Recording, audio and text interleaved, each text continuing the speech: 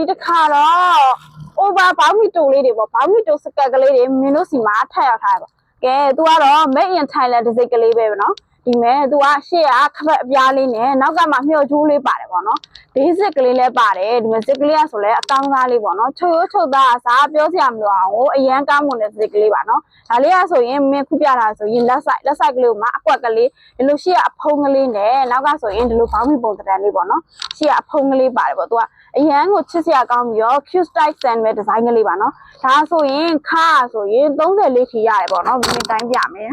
တိုင်းပြလိုက်ပြီးတော့ဒါဆိုရင်လက်ဆိုင်ဆိုတော့ဆက်ခုံဆိုတော့ကြတော့30လေးပေါ့ဒါမစွဲရသေးဘူးเนาะဒီမှာစက်ပန်ကိုဆွဲလိုက်မယ်ဆိုရင်20ဆိုတော့ကြတော့40ထီကိုကောင်းကောင်းရတယ်ပေါ့နော်ဒါလေးကဆိုရင်လက်ဆိုင်ကလေးပေါ့နော်တင်ကဆိုရင်လည်းပေါ့နော်သူကဘလားလောက်ထီရလဲဆိုရင်42လောက်ထီကိုရတယ်ပေါ့တင်42ထီကိုကောင်းကောင်းရပါတယ်เนาะဒါလေးကဆိုရင်လက်ဆိုင်ကလေးသူကဖြင့်ကာလာဖြင့်300ကိုလာတယ်ပေါ့နော်